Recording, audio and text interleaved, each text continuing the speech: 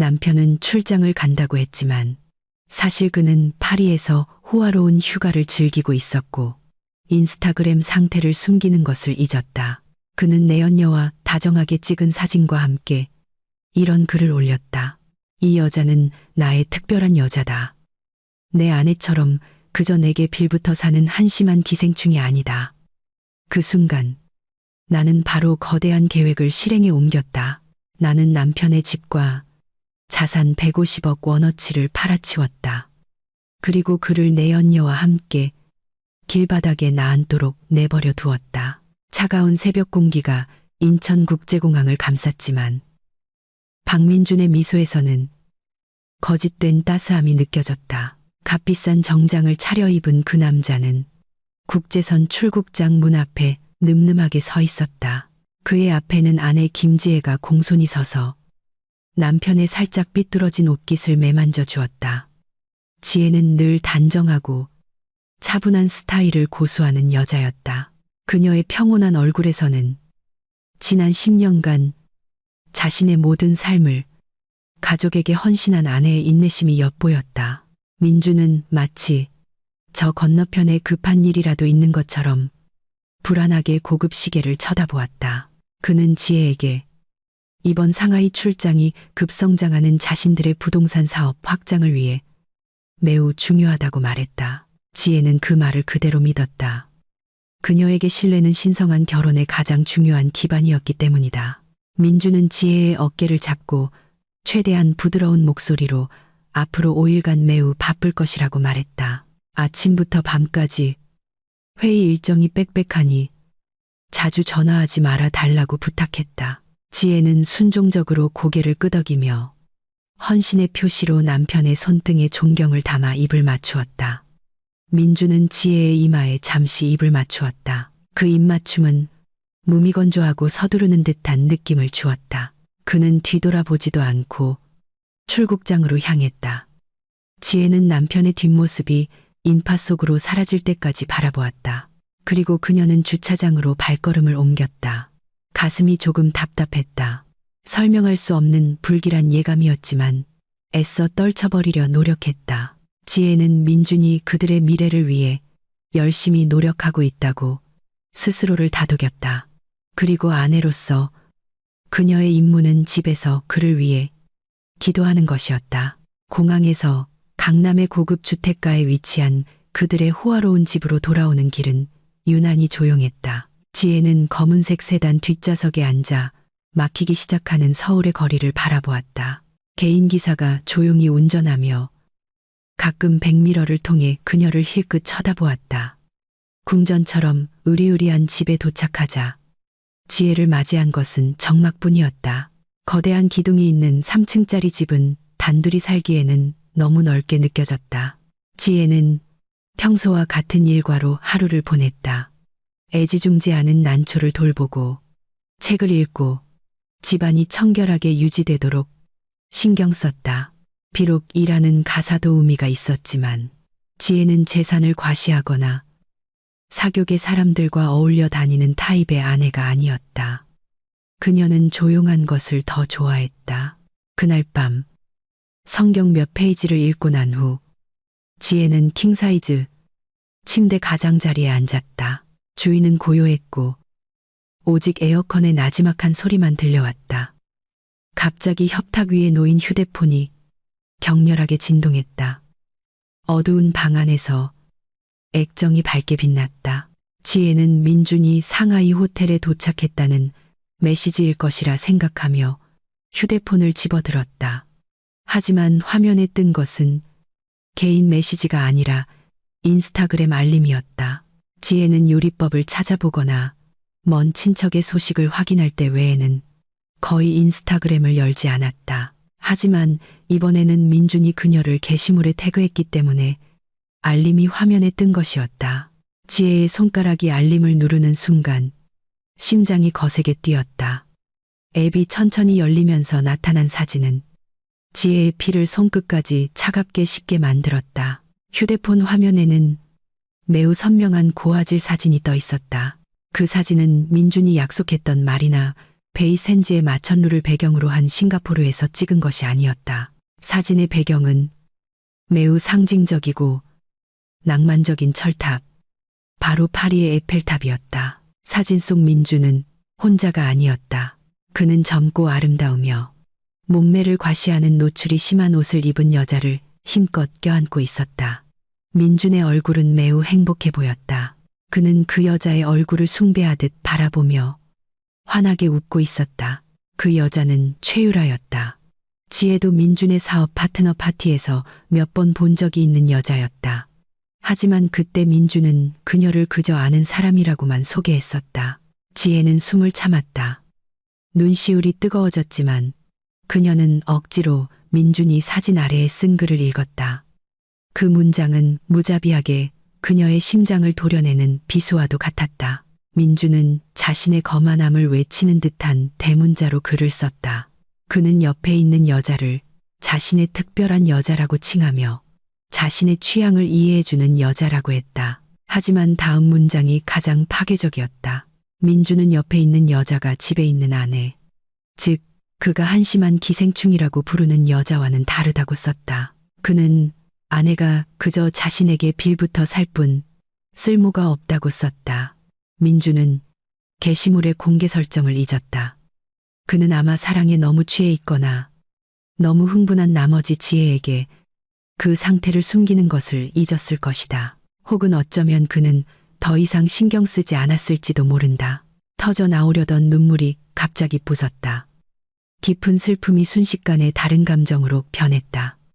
지혜의 부드러웠던 마음이 갑자기 강철처럼 차갑고 단단하게 얼어붙었다. 그녀는 기생충이라는 단어를 반복해서 읽었다. 기생충. 그 단어가 귓가에 맴돌았다. 민준이 그녀를 기생충이라고 불렀다. 10년 전 민준이 부동산 사업을 시작했다가 동업자에게 사기를 당해 거의 파산했을 때 다시 자본을 대기 위해 어머니의 유품인 보석을 모두 팔고 젊은 변호사 시절 모아둔 예금을 해지한 사람이 바로 지혜였다. 지혜는 로펌에서 화려한 경력을 쌓고 있던 수석 졸업생이었지만 민준이 가정에 집중해달라고 부탁했을 때 모든 것을 포기했다. 지혜는 자신의 경력, 꿈, 모든 것을 희생하며 헌신적인 아내가 되었다. 그런데 이제 그녀는 기생충이라는 말을 들었다. 지혜는 천천히 휴대폰을 침대 위에 내려놓았다. 그녀는 소리를 지르지도 물건을 부수지도 드라마 속 상처받은 여자처럼 통곡하지도 않았다. 그녀는 일어서서 커다란 옷장으로 걸어갔다. 기도용품 더미 뒤에 숨겨진 작은 금고가 있었다. 지혜는 흔들림 없는 손가락으로 비밀번호를 돌렸다. 금고가 조용한 딸깍 소리와 함께 열렸다. 그 안에는 중요한 서류, 보석, 육아 증권이 보관되어 있었다. 지혜의 손이 짙은 파란색 서류철을 향했다.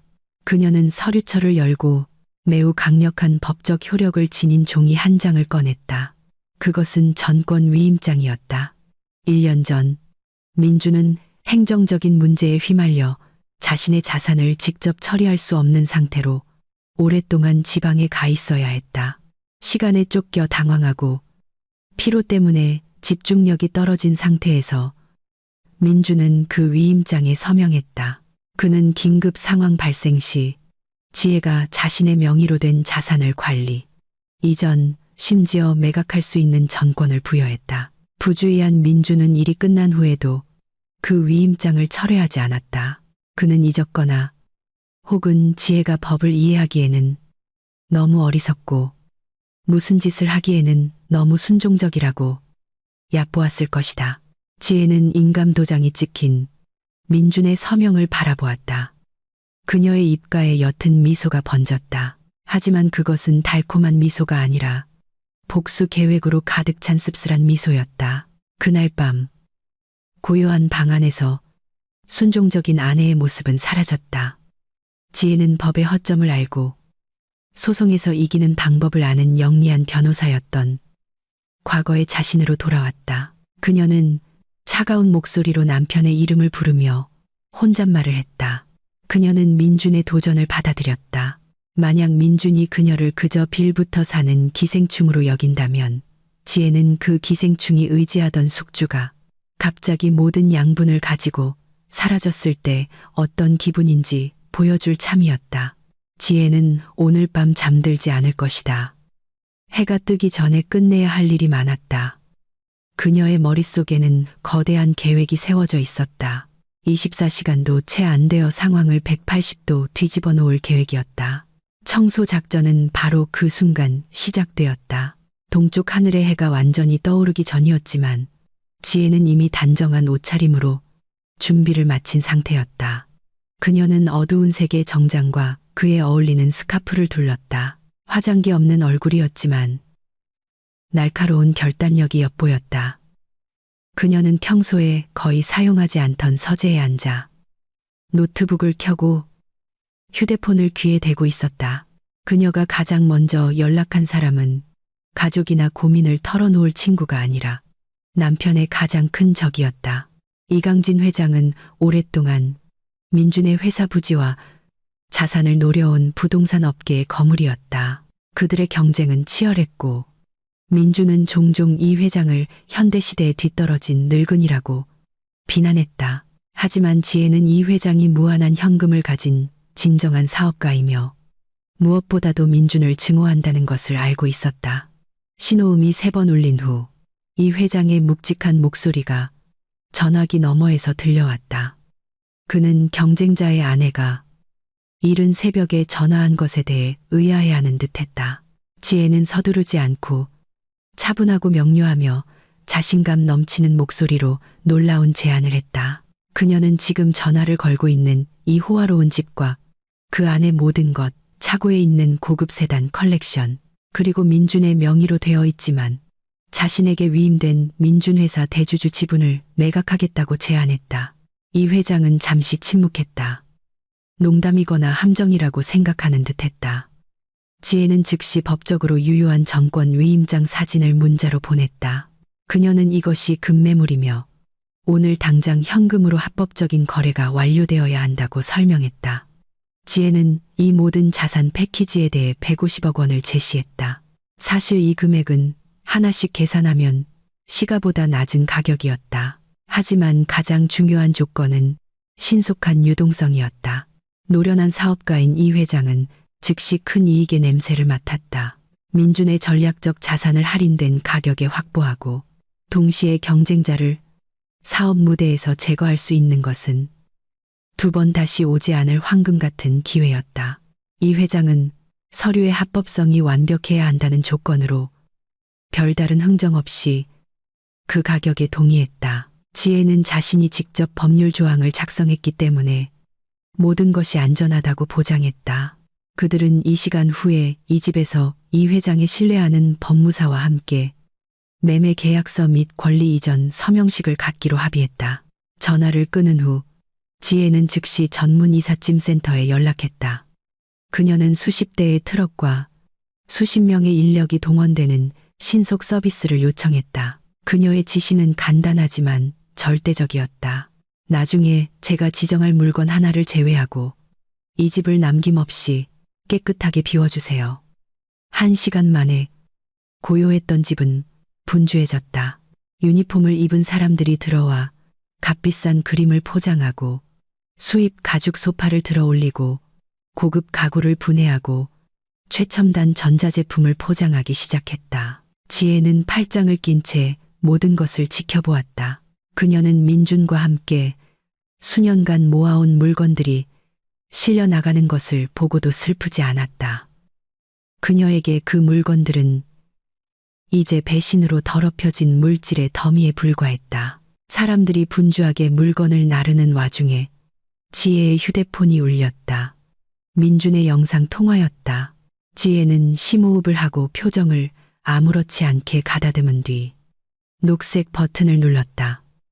화면에 민준의 얼굴이 나타났다. 그는 선글라스를 끼고 하얀 벽을 배경으로 서 있었는데 상쾌해 보였다. 민준은 또 거짓말을 했다. 상하이 신호가 좋지 않아 도시 풍경을 보여줄 수 없다고 했다. 그는 또한 까다로운 고객과 지루한 회의에 대해 불평했다. 지혜는 그 허풍을 끈기 있게 들어주었다. 그녀는 심지어 민준의 배경에서 희미하게 들려오는 프랑스풍 아코디언, 음악 소리와 외국어로 떠드는 사람들의 소리도 들을 수 있었다. 하지만 민준은 억지로 기침을 하며 그 소리를 덮으려 했다. 지혜는 집은 아무 일 없다고 무덤덤하게 대답했다. 그녀는 의도적으로 휴대폰 카메라를 자신의 얼굴과 천장 쪽으로만 향하게 하여 뒤에서 거대한 식탁을 들어 올리는 인부들의 모습이 보이지 않도록 했다. 자신의 거짓말에 너무 바빴던 민주는 가구가 긁히는 소리나 많은 사람들의 발소리를 눈치채지 못했다. 그는 지혜가 의심하지 않는지 확인하기 위해 잠시 전화했을 뿐 회의에 다시 들어가야 한다는 핑계로 서둘러 전화를 끊었다. 지혜는 휴대폰을 끄고 어두운 화면을 경멸적인 시선으로 바라보았다. 민주는 그가 전화를 끊는 순간 자신의 궁전을 막 잃었다는 사실을 전혀 몰랐다. 오후가 되자 이 회장이 법무팀과 함께 도착했다. 서류 검토는 지혜가 모든 것을 매우 깔끔하고 체계적으로 준비해 놓았기 때문에 신속하게 진행되었다. 전권 위임장은 유효했고 집 등기부등본과 차량 등록증도 모두 완벽했다. 이 회장은 경외와 두려움이 섞인 시선으로 지혜를 바라보았다. 그는 눈앞의 여인이 보통 여자가 아니라는 것을 깨달았다. 그녀의 정중한 태도 뒤에는 치명적인 지성이 숨어 있었다. 거래가 이루어졌다. 지혜는 150억 원이 그날 아침 개설한 새 계좌로 이체되었는지 확인했다. 민준이 접근할 수 없는 안전한 신탁 계좌였다. 은행 알림이 도착했다. 자금이 입금되었음을 확인했다. 집과 그 안의 모든 것은 이제 공식적으로 소유권이 이전되었다. 지혜는 이 회장에게 집을 영원히 떠나기 전 마지막 1시간을 달라고 요청했다. 이 회장은 고개를 끄덕이며 지혜가 원하는 마지막 일을 하도록 내버려 두었다. 집은 이제 텅 비어 있었다. 넓은 대리석 바닥은 페르시아 카펫이 없어 차갑게 보였다. 벽은 민준이 자랑하던 추상화가 없어 밋밋했다. 지혜는 넓고 울리는 거실 한가운데로 걸어갔다. 그녀는 아침에 급하게 인쇄소에서 주문한 커다란 두루마리를 꺼냈다. 남아있던 2명의 인부의 도움을 받아 지혜는 그 두루마리를 거실 중앙, 정문으로 들어오는 사람이면 누구나 바로 볼 수 있는 가장 전략적인 위치에 걸었다. 두루마리가 펼쳐지자 가로 세로 3미터 크기의 거대한 현수막이 나타났다. 그것은 민준이 파리에서 유라와 다정하게 찍은 사진과 지혜를 모욕하는 글이 포함된 인스타그램 상태를 캡처한 인쇄물이었다. 인쇄 품질이 매우 좋아서 기생충이라는 글자가 매우 선명하고 눈에 띄게 읽혔다. 지혜는 몇 걸음 물러서서 그 집에 남기는 자신의 마지막 예술 작품을 바라보았다. 이것은 나중에 민준을 위한 환영 메시지였다. 만족한 후 지혜는 몇 벌의 옷과 개인 용품 만든 작은 여행 가방을 들었다. 그녀는 민준이 준 보석도, 명품 가방도, 남편의 더러운 돈으로 산 어떤 것도 가져가지 않았다. 지혜는 커다란 정문을 나섰다. 그녀는 테라스에서 기다리던 이 회장에게 집 열쇠를 건넸다. 이 회장은 열쇠를 받으며 자신의 고급 차로 태워주겠다고 제안했지만 지혜는 정중히 거절했다. 그녀는 이미 콜택시를 불렀다고 말했다. 지혜는 정문을 향해 걸어갔다. 경비 초소는 비어 있었다. 경비원도 그녀가 두둑한 퇴직금을 주고 해고했기 때문이다. 평범한 파란색 택시 한 대가 정문 앞에 멈췄다. 지혜는 뒤돌아보지 않고 차에 올라탔다. 그녀는 호화로움, 사회적 지위, 그리고 10년간의 결혼 생활의 추억을 그 텅 빈 집에 남겨두고 떠났다. 그녀는 온전한 자존심과 새로운 삶을 시작할 준비가 된 150억 원의 돈을 가지고 떠났다.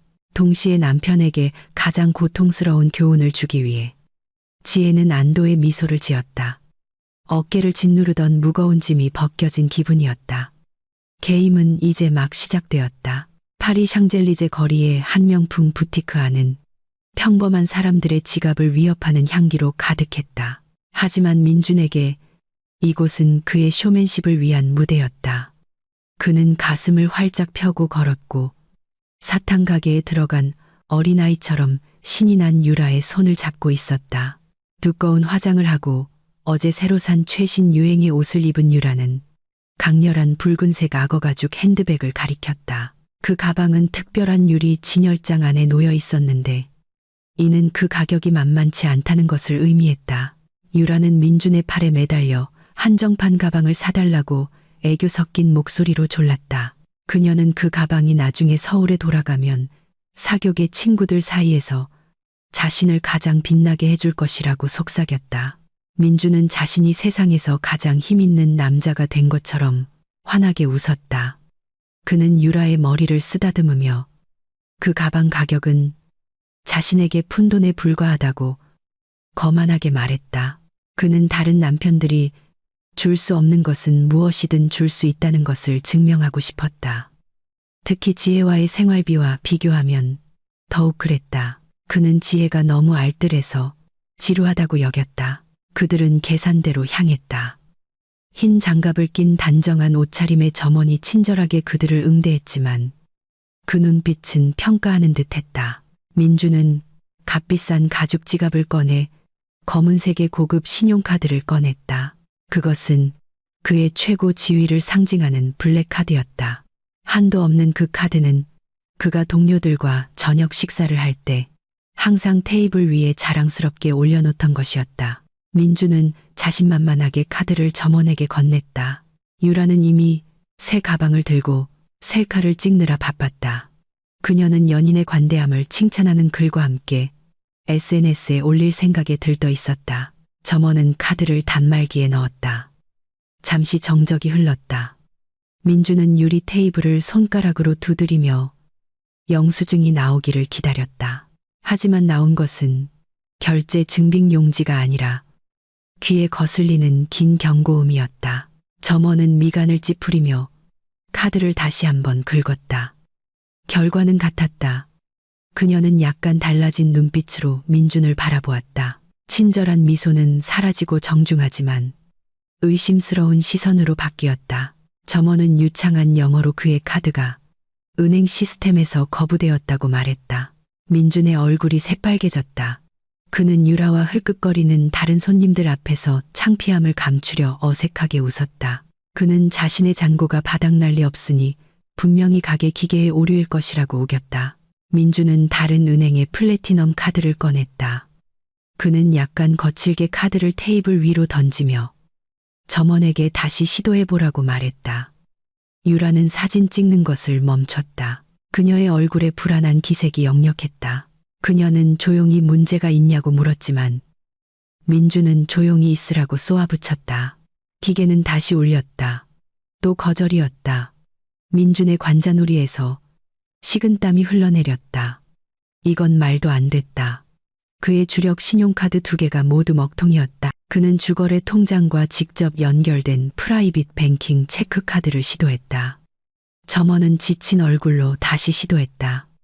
이번에는 단말기 화면에 더 구체적인 메시지가 떴다. 카드 정지. 민주는 다리가 풀리는 것을 느꼈다. 점원은 차갑게 유라의 손에서 그 명품 가방을 다시 가져가 유리 진열장에 넣고는 다른 손님이 계산해야 하니 비켜달라고 했다. 유라는 믿을 수 없다는 표정과 극심한 창피함이 뒤섞인 눈으로 민준을 바라보았다. 그녀는 꿈에 그리던 곳에서 망신을 당한 기분이었다. 그들은 서둘러 부티크를 빠져나왔다. 민준은 유라를 보도로 끌고 갔다. 낭만적인 파리 시내 한복판에서 민준은 극도로 당황했다.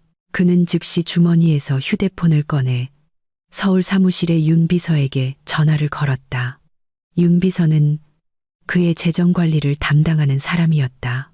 민준은 중앙은행 시스템 오류이거나 누군가 그의 계좌를 해킹하려 해서 은행이 자동 차단 조치를 취한 것이라고 생각했다. 그는 떨리는 손으로 휴대폰을 귀에 댔다. 윤 비서가 평소처럼 전화를 받아 이 혼란을 해결해 주기를 바랐다. 신호음이 몇 번 울린 후 마침내 연결되었다. 하지만 민준이 평소에 듣던 친절하고 순종적인 인사는 들려오지 않았다. 윤 비서의 목소리는 매우 차분하고 형식적이며 차갑게 들렸다. 민준은 즉시 소리치며 왜 모든 카드가 안 되는지 묻고 윤 비서에게 당장 은행에 연락하라고 지시했다. 그는 자신이 파리에 있고 지금 당장 돈이 필요하다고 소리쳤다. 전화기 저편에서 윤 비서는 바로 대답하지 않았다. 그녀는 민준이 화를 다 낼 때까지 기다렸다. 민준이 숨을 고르기 위해 잠시 멈추자 윤 비서는 뼛속까지 파고드는 무미건조한 목소리로 말했다. 더 이상 박 이사님의 지시를 따를 수 없습니다. 민준은 무슨 뜻이냐며 망연자실했다. 윤 비서는 민준이 이해할 수 있도록 천천히 설명했다. 그녀는 오늘 아침 회사에 공식적으로 사직서를 제출했다고 말했다. 그녀는 새로운 회사 대리인에게 직접 사직서를 제출했다고 했다. 민준은 새로운 대리인이 누구인지 혼란스러워했다. 윤 비서는 계속해서 말했다. 김지혜 사모님께서 아침 일찍 법적 서류를 가지고 사무실에 오셨습니다. 사모님께서는 저를 정중하게 해고하시고 민준 씨가 1년 동안 준 월급보다 5배나 많은 퇴직금을 현금으로 주셨습니다. 조건은 모든 은행 보안 매체를 넘기고 민준 씨의 사무실 접속을 차단하는 것이었습니다. 윤 비서는 그동안 민준의 거친 행동에 질려 있었기 때문에 기꺼이 그 제안을 받아들였다고 고백했다. 민준의 세상이 순식간에 무너지는 것 같았다. 그는 윤 비서의 이름을 외쳤지만 그녀는 마지막 말을 이었다. 모든 회사 자산은 감사 및 권리 이전을 위해 동결되었습니다. 민준 씨의 개인 계좌 역시 민준 씨가 서명한 정권 위임장의 지시에 따라 비워지고 신탁 계좌로 이전되었습니다. 윤 비서는 파리에서의 휴가 즐겁게 보내시고 타지에서 노숙자가 되신 것을 축하드립니다라는 말로 통화를 마쳤다. 전화가 끊겼다. 민준은 멍하니 휴대폰 화면을 바라보았다. 다시 전화를 걸었지만 번호는 이미 차단되어 있었다. 모바일 뱅킹 앱을 열려고 했지만 계정은 잠겨 있었다. 옆에서 유라가 울며 욕하기 시작했다. 그녀는 자신도 현금을 많이 가져오지 않았는데 어떻게 밥을 먹고 호텔비를 낼 거냐고 물었다. 민준은 파리 보도블록 위에 꼼짝 않고 서 있었다. 그는 자신이 단 한 푼의 돈도 없이 다른 대륙에 발이 묶인 채 순식간에 빈털터리가 되었다는 것을 깨달았다. 파리에서 혼란이 벌어지는 동안 서울 남부의 한 호화로운 저택에는 절대적인 정적이 감돌았다. 해는 서쪽으로 기울어 이제는 커튼이 없는 커다란 창문을 통해 주황빛 햇살을 들이우고 있었다. 지혜는 이제 가구가 하나도 남아있지 않아 2배는 더 커 보이는 넓은 거실 한가운데 서 있었다. 그녀가 집안 구석구석을 마지막으로 걸을 때마다 발소리가 크게 울려 퍼졌다. 그녀는 차가운 벽을 만지며 예전의 결혼 사진이 걸려있던 곳을 떠올렸다. 액자 자국이 벽에 희미하게 남아 주위보다 더 밝은 사각형을 남기고 있었다. 그것이 이 집의 가족의 삶이 있었다는 유일한 흔적이었다. 이제 이 집은 텅 빈 껍데기, 영혼을 잃은 죽은 건물과 같았다. 지혜는 거실 중앙에 걸린 거대한 현수막 바로 아래에 멈춰섰다. 사진 속 민준과 유라의 얼굴은 너무나 행복해 보였다. 현재 파리에서 벌어지고 있을 그들의 운명과는 대조적이었다. 지혜는 더 이상 폭발적인 증오심 없이 사진 속 남편의 얼굴을 바라보았다. 그 감정은 이미 차가운 연민으로 변해 있었다. 그녀는 다이아몬드를 조약돌과 바꾸고 진실함을 거짓과 바꾼 민준의 어리석음이 불쌍했다. 지혜는 스카프를 고쳐매며 몸가짐을 완벽하게 했다. 그녀는 쫓겨난 희생자처럼 보이고 싶지 않았다. 그녀는 떠나기로 선택한 승자였다. 그녀는 작은 여행 가방 손잡이를 끌었다. 대리석 바닥 위에서 가방 바퀴가 정적을 깨며 굴러갔다. 그녀는 정문으로 향했다. 앞 테라스에서 이 회장은 열쇠를 받은 후 이미 떠나고 없었다. 지혜는 혼자였다. 그녀는 무거운 원목 문을 천천히 닫았다. 딸깍. 문이 잠기는 소리가 너무나 최종적으로 들렸다. 그것은 박민준의 아내로서의 지혜의 삶의 한 장을 마감하는 소리였다. 그녀는 몸을 돌려 우아하게 테라스 계단을 내려왔다. 평소 깔끔하게 관리되던 일본식 잔디밭은 이삿짐 트럭 바퀴 자국 때문에 조금 지저분해 보였다. 지혜는 신경 쓰지 않았다. 더 이상 그녀의 일이 아니었다. 그녀는 평범한 콜택시가 기다리고 있는 정문으로 걸어갔다. 나이 지긋하고 친절해 보이는 택시기사가 서둘러 내려와 그녀의 가방을 트렁크에 싣는 것을 도왔다. 기사는 지혜 뒤에 으리으리한 집을 보고 잠시 놀라며 이사 가시는 길이냐고 물었다. 지혜는 옅은 미소를 지으며 짧게 대답했다. 운명을 옮기는 중이에요. 그 대답에 택시기사는 어리둥절했지만 지혜의 위험 있는 분위기에 감히 더 이상 묻지 못했다. 지혜는 에어컨이 그다지 시원하지 않은 차 안으로 들어갔다. 그녀는 뒷좌석에 앉아 차가 그 고급 주택 단지를 떠날 때 창밖을 바라보았다.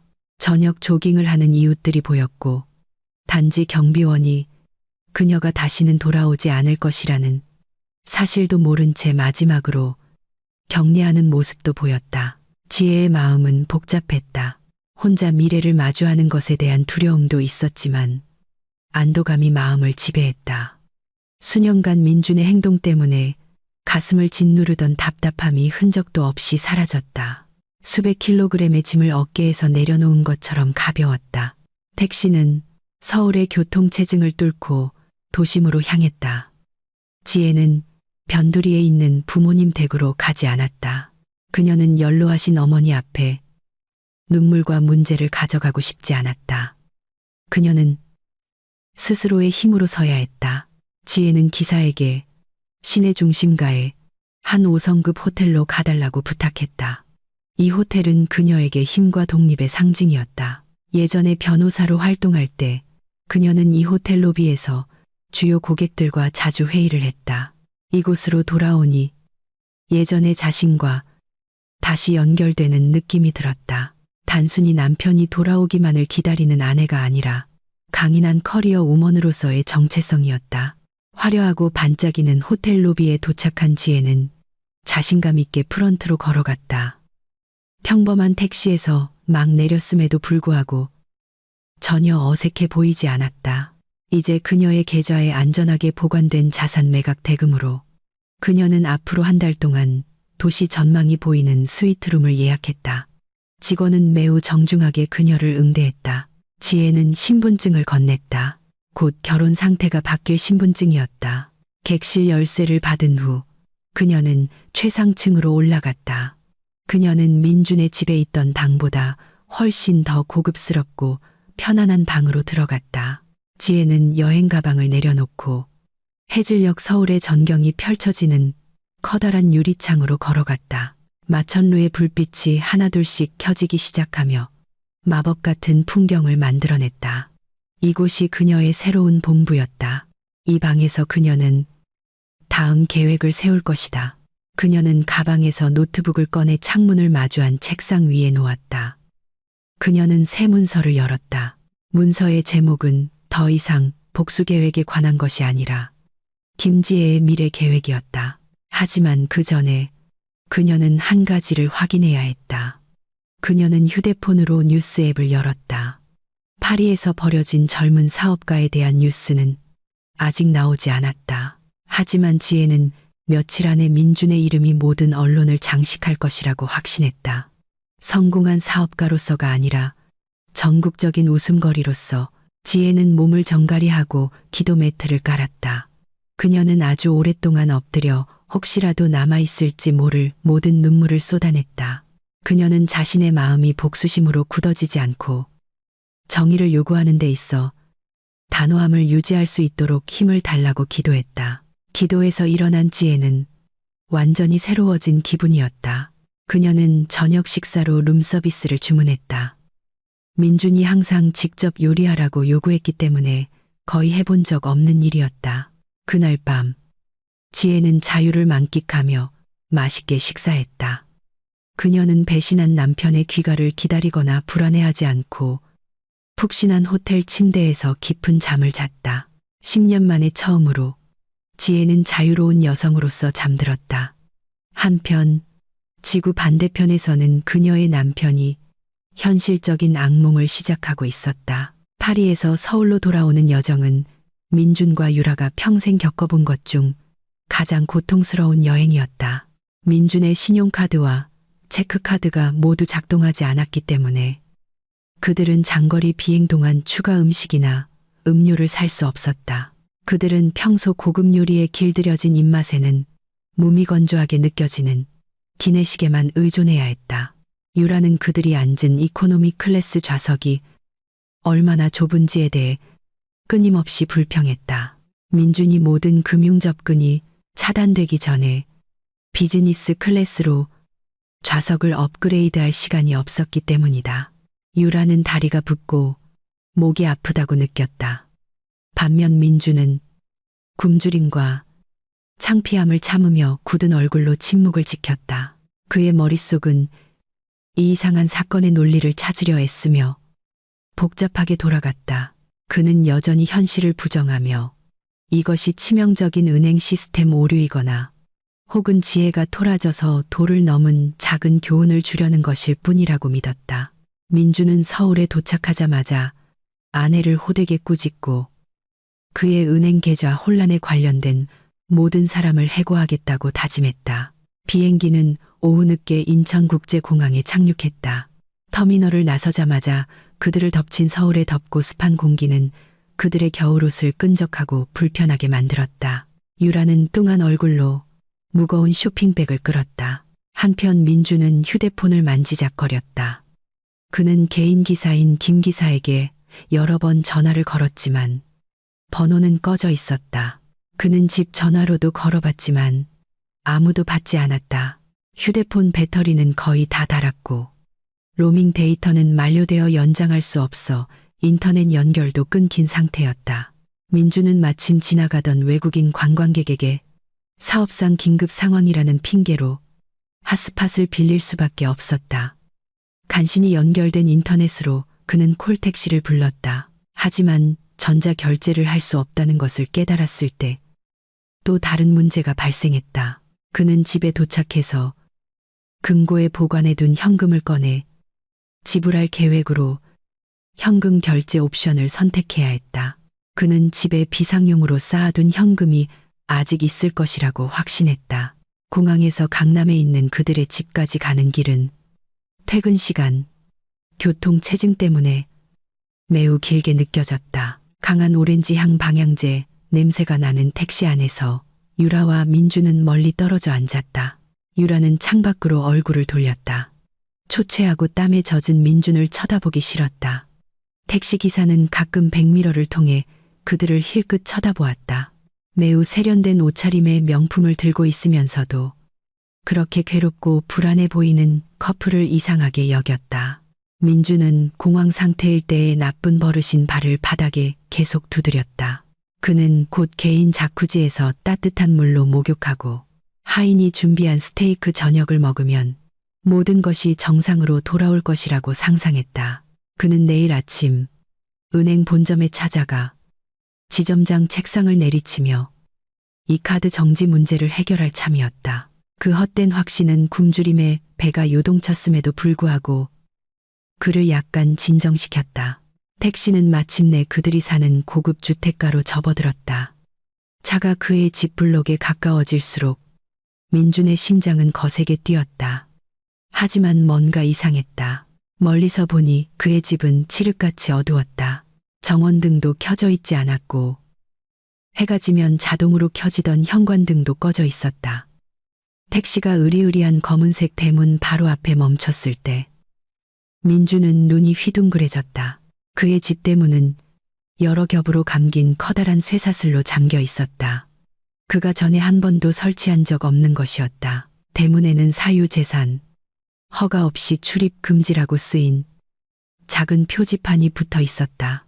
민주는 어리둥절한 채 택시에서 내렸다. 그는 자물쇠를 열려고 했지만 당연히 열쇠가 없었다. 택시 기사가 요금을 요구하자 문제는 더욱 복잡해졌다. 미터기에는 수만 원이 찍혀 있었다. 민주는 주머니를 더듬었다. 텅 비어 있었다. 그는 돈을 가지러 집에 들어가야 하니 잠시만 기다려 달라고 기사에게 부탁했다. 택시 기사는 의심스러운 눈초리로 그를 쳐다보았다. 어둡고 자물쇠로 잠긴 집은 아무도 살지 않는 것처럼 보였다. 기사는 기다리기를 거부하고 지금 당장 돈을 내라고 큰 소리로 요구했다. 소란이 일었다. 민준이 택시기사와 언쟁하는 것을 창피하게 여긴 유라는 결국 핸드백에 있던 유일한 작은 귀중품인 새 향수를 지불 보증으로 기사에게 마지못해 넘겼다. 기사는 긴 불평을 늘어놓으며 그들을 길가에 남겨두고 배기가스를 내뿜으며 떠났다. 이제 그들 둘은 자신의 집 앞에서 이방인처럼 서 있었다. 민주는 김기사나 가사도우미의 이름을 외쳤지만 귀뚜라미 소리만 대답할 뿐이었다. 민준의 인내심은 바닥났다. 그는 힘들게 담을 넘기로 결심했고 그 과정에서 비싼 바지 정장이 찢어졌다. 그는 높은 담을 뛰어넘는 데 성공했다. 그는 평소 잘 관리되던 잔디밭에 착지했지만 지금은 약간 거칠고 트럭 바퀴 자국으로 가득했다. 그는 유라가 드레스가 철제 담장 끝에 걸려 계속 욕을 하는 와중에도 그녀가 담을 넘는 것을 도왔다. 둘 다 마당 안으로 들어온 후 민주는 정문으로 달려갔다. 굳게 잠겨 있었다. 그는 옆문으로 달려갔지만 역시 잠겨 있었다. 그는 창문으로 안을 들여다보았지만 커튼이 없어져서 안을 볼 수 있었다. 깜깜했다. 절망감이 극에 달한 민주는 정원에서 장식용 돌멩이 하나를 집어 부엌문 근처의 작은 유리창을 깼다. 유리 깨지는 소리가 밤의 정적 속에서 날카롭게 울려 퍼졌다. 그는 안으로 손을 뻗어 부엌문 잠금 장치를 돌려 여는데 성공했다. 그들은 숨을 헐떡이며 집 안으로 들어갔다. 민주는 벽을 더듬어 전등 스위치를 찾았다. 딸깍 전기가 끊겨 있었다. 민주는 배터리가 5%밖에 남지 않은 휴대폰 손전등을 켰다. 손전등 불빛이 텅 빈 부엌을 훑었다. 그의 이중문 냉장고도 최신식 빌트인 쿡탑도 아침 커피를 마시던 바 테이블도 없었다. 타일 바닥과 가구가 있던 자리에 남은 먼지 자국만 있을 뿐이었다. 민주는 두려움에 울기 시작하는 유라를 뒤로하고 거실로 달려갔다. 으리으리했던 거실도 텅 비어 있었다. 수억 원짜리 이탈리아 가죽 소파, 실크 카펫, 수집품 그림, 모든 것이 사라졌다. 이 집은 정말로 살없는 뼈대 같았다. 민주는 계단을 뛰어올라 침실로 향했다. 적어도 그의 금고는 아직 남아있기를 바랐다. 그는 텅 빈 침실 문을 박차고 들어갔다. 그가 자던 킹사이즈 침대, 옷장, 그리고 가장 중요한 현금과 서류를 보관하던 벽금고까지 모든 것이 사라졌다. 금고가 있던 벽은 또 나게 뚫려 거친 시멘트만 드러내고 있었다. 지혜는 정말로 모든 것을 청소했다. 민주는 다리에 힘이 풀렸다. 그는 차가운 바닥에 주저앉았다. 유라가 뒤따라 올라와 텅 빈 방을 보고 히스테릭하게 비명을 질렀다. 그녀는 민준의 등을 때리며 그의 모든 재산이 어디 있냐고 물었다. 민준은 대답하지 않았다. 그는 너무 충격을 받았다. 그는 비틀거리며 아래층으로 내려가 거실로 돌아갔다.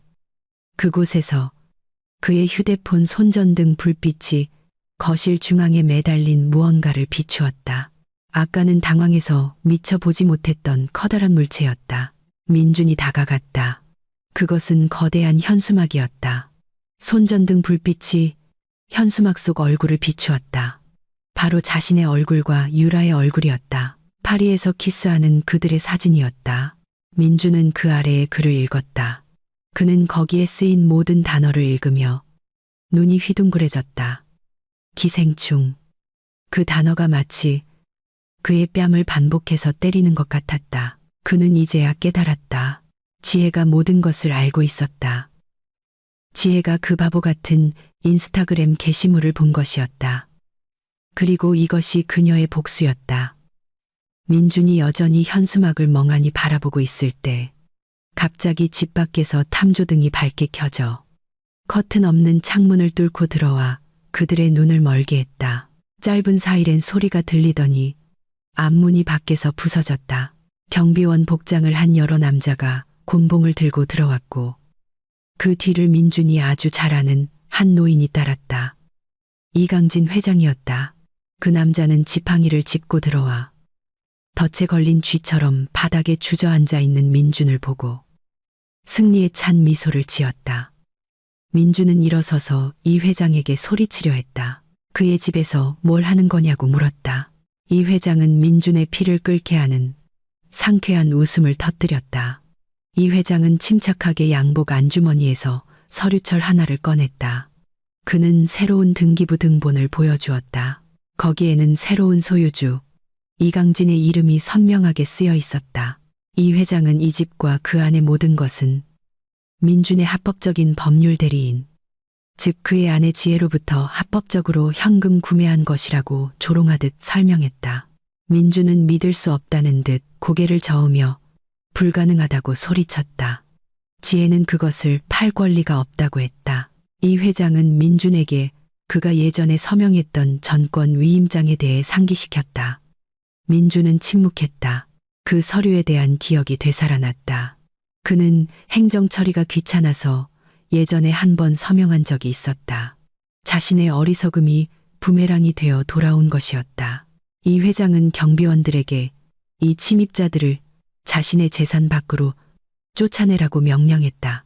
민준은 저항하려 했지만 수적으로나 힘으로나 상대가 되지 않았다. 그는 덩치 큰 경비원 2명에게 강제로 끌려나갔다. 유라는 끌려나가면서 비명을 질렀다. 그녀의 신발 한 짝이 벗겨졌다. 그들은 쓰레기처럼 담장 밖으로 내던져졌다. 대문은 다시 잠겼다. 이 회장은 담장 뒤에 서서 아스팔트 위에 쓰러진 민준을 바라보았다. 그는 민준이 지혜에게 감사해야 한다고 말했다. 지혜가 민준의 몸에 걸친 옷은 남겨주었기 때문이라고. 이 회장은 뒤돌아 집으로 들어가며 탐조등을 껐고 민준과 유라를 짙은 밤의 어둠 속에 남겨두었다. 예전에는 그의 궁전이었던 으리으리한 집 앞에서 민준은 이제 집도 돈도 자존심도 없이 쫓겨난 이방인이었다. 밤은 깊어지고 서울의 공기는 뼈를 파고드는 듯 차가워졌으며 매연과 먼지가 섞여 숨막히게 했다. 민준과 유라는 이제 더 이상 그들의 것이 아닌 집대문 앞 콘크리트 보도블록에 앉아 있었다. 그들이 입고 있던 명품 옷, 민준의 구겨진 정장과 아래가 찢어진 유라의 드레스는 주변의 더러운 환경과 극명한 대조를 이루었다. 그들은 마치 잘못된 행성에 불시착한 외계인처럼 보였다.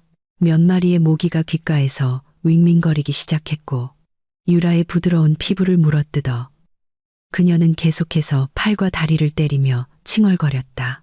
집을 부수고 들어갈 때의 아드레날린 때문에 잠시 잊었던 굶주림이 이제 온 힘을 다해 다시 찾아왔다. 민준의 배는 심하게 아팠고 거의 24시간 동안 제대로 된 음식을 먹지 못했다는 것을 상기시켰다. 민준은 공황 상태 속에서 냉정하게 생각하려 애썼다. 그는 다시 주머니를 뒤져 경비원에게 끌려 나올 때 떨어져 액정이 깨진 휴대폰을 꺼냈다. 배터리는 2%밖에 남지 않았고 화면은 이미 매우 어두웠다. 그는 이것이 휴대폰이 완전히 꺼지기 전에 누군가에게 연락할 마지막 기회라는 것을 알았다. 지혜에게 전화할 수는 없었다. 그녀의 번호는 이미 없는 번호였다. 윤 비서는 그를 차단했다. 그는 그의 성공을 항상 칭찬하고 그가 자주 비싼 커피를 사주던 폭주족 친구들에게 전화를 걸어보았다. 첫 번째 전화는 친한 친구 철수에게 걸었다. 연결되었다. 민주는 떨리는 목소리로 은행 문제로 기술적인 어려움을 겪고 있으며 현금 대출이나 적어도 오늘 밤 잠잘 곳이 필요하다고 간략하게 설명했다. 하지만 돌아온 반응은 정말 충격적이었다. 철수는 어색하게 웃으며 이미 소식을 들었다고 말했다. 민주는 혼란스러웠다. 무슨 소식? 철수는 설명하기를 꺼려하며 법이나 세금 문제에 휘말리고 싶지 않다고만 말하고는 가족 행사가 있다는 핑계로 전화를 끊었다. 민주는 두 번째 친구인 영민에게 전화했다. 영민은 전화를 받지도 않고 바로 거절했다. 민주는 이제야 깨달았다. 아마도 그가 쫓겨나는 영상이나 그의 몰락에 대한 소문이 친구들 사이에 퍼지기 시작했을 것이다. 지혜나 이 회장이 무언가를 퍼뜨렸음에 틀림없다. 잔인한 비즈니스 세계에서는 한 사람이 무너지면 가짜 친구들은 잔해에 깔리지 않기 위해 가장 먼저 멀어지는 법이다. 민준의 휴대폰이 한 번 더 진동하더니 화면이 완전히 검게 변했다. 꺼졌다. 외부 세계와 그들을 연결하던 유일한 끈이 끊어진 것이다. 민주는 좌절감에 그 죽은 휴대폰을 아스팔트에 내던져 산산조각냈다. 그것을 본 유라의 분노가 폭발했다. 그녀는 일어서서 길고 뾰족한 손톱으로 민준의 얼굴을 가리켰다. 유라는 거친 말로 민준을 욕하기 시작했다. 그녀는 민준을 사기꾼, 패배자, 쓸모없는 남자라고 불렀다. 그녀는 파리에 따라온 것을 후회한다고 소리쳤다. 결국 이렇게 노숙자가 될 줄 알았다면 유라는 예전에 자신을 쫓아다니던 다른 부자, 남자를 선택할 수도 있었지만 이제는 거짓으로 판명된 달콤한 사치 약속 때문에 민준을 선택했다고 울부짖었다. 자존심이 이미 산산조각난 민준은 자신이 그동안 돈을 대주던 여자에게 모욕당하는 것을 참을 수 없었다. 그는 일어서서 유라의 고함에 맞서 소리쳤다. 민준은 이 모든 것을 유라 탓으로 돌렸다. 그는 유라가 에펠탑 앞에서 사진을 찍어달라고 조르고 지혜를 모욕하는 인스타그램 글을 쓰도록 부추겼기 때문에 지혜가 이렇게 폭발한 것이라고 소리쳤다. 민준은 유라를 불운의 상징이라고 불렀다. 그 조용한 길가에서 격렬한 싸움이 벌어졌다. 그들의 목소리가 울려 퍼지며 밤의 정적을 깼다. 서로를 탓하고 모욕하며 그동안 돈과 쾌락으로 가려져 있던 각자의 모든 추악함을 드러냈다. 더 이상 사랑이나 특별한 여자라는 말은 없었다. 궁지에 몰린 두 이기적인 인간 사이에 순수한 증오만이 존재했다. 격렬한 싸움 중에 그들은 어둠 속에서 천천히 다가오는 오토바이 한 대를 눈치채지 못했다. 오토바이 운전자는 헬멧을 깊숙이 쓰고 낡은 검은색 재킷을 입고 있었다. 그는 길 끝에서부터 이 이상한 커플을 지켜보고 있었다. 그는 유라의 핸드백이 보도블록 위에 아무렇게나 놓여 있는 것을 보았다. 유라가 노숙자가 되었음에도 불구하고 암시장에서 수백만 원은 좋게 나갈 명품 가방이었다. 민준과 유라가 서로 밀치며 싸우는 동안 오토바이 운전자는 기회를 포착했다. 그는 갑자기 오토바이 속도를 높였다. 시끄러운 배기음이 민준과 유라를 놀라게 했다. 순식간에 오토바이 운전자는 놓여있던 유라의 가방을 낚아챘다. 유라는 히스테릭하게 비명을 질렀다. 그녀는 반사적으로 가방끈을 잡으려 했지만 오토바이의 힘이 너무 강했다. 유라는 거친 아스팔트 위를 몇 미터 끌려갔다. 그녀의 무릎과 팔꿈치가 길바닥에 긁혀 피가 나기 전에 결국 손을 놓쳤다. 그들의 여권, 유라의 지갑에 있던 약간의 유로 동전, 그리고 유라의 휴대폰이 들어있던 그 가방은 밤을 뚫고 빠르게 달아나는 날치기범에게 빼앗겼다. 민주는 미끄러운 구두를 신고 힘껏 달려 쫓아갔지만 소용없었다. 오토바이는 희미한 연기 자국을 남기며 모퉁이에서 사라졌다.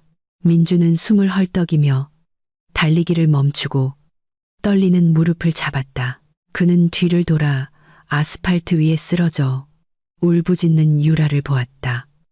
유라는 다리의 상처 때문에 우는 것이 아니라 가방과 휴대폰을 잃었기 때문에 울었다. 그것이 그녀의 마지막 재산이었다. 이제 그들은 정말로 아무것도 없었다. 신분증도 돈도 통신수단도 차량도 없었다. 그들은 이 잔인한 대도시에서 완전히 고립되었다. 민주는 비틀거리며 유라에게 다가갔지만 이번에는 화를 내거나 위로할 기운도 없었다. 그는 그저 멍하니 서서 텅 빈 거리를 바라볼 뿐이었다. 1시간 후 비가 내리기 시작했다. 영화처럼 낭만적인 이슬비가 아니라 모든 것을 즉시적시는 열대성 폭우였다. 민준과 유라는 비를 피할 곳이 없었다. 단지 경비 초소는 이 회장이 고용한 새로운 사람들이 지키고 있었고 그들은 접근을 금지했다. 그들은 어쩔 수 없이 그 고급 주택가를 벗어나 이미 문을 닫은 대로 변 상가에서 비를 피할 곳을 찾아 걸었다. 그들은 지붕이 약간 넓은 전자제품 가게 처마 밑을 발견했다. 그곳 차갑고 더러운 가게, 테라스 타일 바닥 위에서 그들은 추위에 떨며 웅크리고 앉았다. 민준의 몸이 심하게 떨렸다. 흠뻑 젖은 그의 고급 정장은 이제 무겁고 숨막히게 느껴졌다. 그는 저편에서 무릎을 껴안고 앉아있는 유라를 보았다. 그녀의 마스카라가 번져 얼굴이 유령처럼 무섭게 보였다. 그들 사이에는 더 이상 대화가 없었다. 굶주림은 이제 위를 찌르는 듯한 통증으로 변했다. 민주는 길 건너편에 아직 열려있는 포장마차를 보았다. 김이 나는 어묵과 떡볶이 냄새가 민준의 코끝까지 전해져 고통스럽게 침을 삼키게 했다.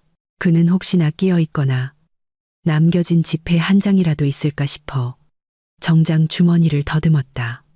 하지만 아무것도 없었다. 그는 정말로 단 한 푼의 돈도 없었고 심지어 흰쌀밥 한 공기도 살 수 없었다. 한 노인 폐지 수집가가 그들 앞을 지나갔다. 그는 잠시 멈춰서서 민준과 유라를 이상한 눈으로 쳐다보았다. 그는 그들의 좋은 옷차림과 비참한 상태를 보았다. 아마도 그 노인은 그들을 새로 나타난 정신 이상자나 충격에 빠진 범죄 피해자라고 생각했을 것이다. 하지만 그는 말을 걸지 않았다. 그는 그냥 지나갔다. 상관없었다. 길거리 사람들에게는 각자 자신의 문제가 있었다. 민주는 고개를 숙여 두 무릎 사이에 얼굴을 묻었다. 그는 소리 없이 울었다. 그의 눈물은 머리카락에서 떨어지는 빗물과 섞였다. 그날 밤은 민준의 인생에서 가장 긴 밤이었다. 어제까지만 해도 파리의 5성급 호텔 푹신한 침대에서 자던 그는 이제 길거리 먼지와 산소를 다투어야 했다. 그는 지혜를 떠올렸다. 민준이 비를 맞고 집에 오면 지혜가 항상 따뜻한 생강차를 준비해 주던 것을 떠올렸다. 그가 밤늦게 돌아와도 항상 진심 어린 미소로 그를 맞이해 주던 아내를 떠올렸다. 그 기억은 이제 가장 잔인한 정신적 고문이 되었다. 후회가 스며들기 시작했지만 아내의 마음에 상처를 준 것에 대한 진심 어린 후회가 아니라 지혜의 능력을 얕본 것에 대한 후회였다. 그는 자신이 기생충이라고 불렀던 여자가 사실은 그의 삶을 통째로 삼킬 수 있는 괴물일 줄은 상상도 못했다. 옆에서 유라가 기침하기 시작했다. 애지중지 자란 그 아가씨는 길거리의 혹독한 밤을 견딜 체력이 없었다. 유라는 멍한 눈으로 민준을 바라보았다. 그 눈빛은 이 남자에 대한 모든 것이 끝났음을 암시했다. 유라의 머릿속에서는 자신을 구할 계획이 세워지기 시작했다. 비록 그것이 민준을 다시 희생시키는 것을 의미하더라도 차가운 밤과 굶주린 뱃속에서 욕망과 재물에 기반을 둔 그들의 불륜 관계는 끊어지기 시작했다. 한 올 한 올 원시적인 생존 본능으로 대체되었다. 그들 둘은 이제 스스로 만든 덫에 걸린 두 마리의 상처 입은 짐승일 뿐이었다. 서울의 아침 해가 뜨기 시작했다. 하지만 민준과 유라에게 그 빛은 희망이 아니라 더욱 적나라해지는 수치심을 가져다 주었다. 차갑고 더러운 가게 처마 밑에서 새우잠을 잔 후 그들은 가장 가까운 경찰서로 걸어가기로 결정했다. 어제는 고급스러워 보였던 그들의 옷은 이제 구겨지고 땀과 빗물에 젖어 퀴퀴한 냄새가 났으며 길거리 먼지로 얼룩져 있었다. 평소 깔끔하게 정돈되었던 유라의 머리는 이제 축 처지고 엉망이었다. 마스카라는 번져 부어오른 눈 주위에 검은 원을 만들었다. 민주는 남은 자존심을 쥐어짜며 경찰서 정문을 들어설 때 허리를 꼿꼿이 세우려 애썼다. 극심한 굶주림에 배가 뒤틀렸지만 그는 지혜를 자산 절도 및 남편 유기 혐의로 이 회장을 재산 강탈 혐의로 신고할 작정이었다. 민주는 가장이자 재산의 합법적인 소유주로서 법이 여전히 자신의 편이라고 확신했다. 민원실에서 경찰관은 회의적인 시선으로 그들을 쳐다보았다. 민주는 격앙된 목소리로 아내가 자신이 해외 출장 중일 때 불법적으로 집을 팔고 모든 금융 접근을 차단했다고 열변을 토했다. 그는 경찰이 즉시 지혜와 이 회장을 체포해야 한다고 요구했다. 하지만 경찰의 반응은 민준의 기대와는 전혀 달랐다. 경찰관은 민준의 신분증을 요구했다. 민준은 어젯밤 날치기 당한 유라의 가방에 지갑과 여권이 있었다는 것을 떠올리며 말을 멈췄다. 신분증 없이는 그들의 신고를 처리하기 어려웠다. 하지만 민준은 자신의 주민등록 번호를 대며 경찰에게 데이터베이스를 확인해달라고 고집했다. 긴 실랑이 끝에 더 높은 직급의 경찰관이 두꺼운 서류철을 들고 안쪽 방에서 나왔다. 이 회장과 지혜의 변호인단은 이미 한 발 앞서 있었다. 그들은 민준이 소란을 피울 경우를 대비하여 자산 이전의 합법성을 증명하는 서류 사본을 관할 경찰서에 미리 제출해 놓았던 것이다. 경찰관은 전권 위임장 사본을 책상 위에 올려놓았다. 그는 민준에게 지혜의 행동이 법적으로 완전히 합법적이라고 단호하고 명료하게 설명했다. 민준 자신이 인감도장을 찍어 지혜에게 자신의 명의로 된 어떤 자산이든 매각할 수 있는 무제한의 권한을 부여한 것이었다.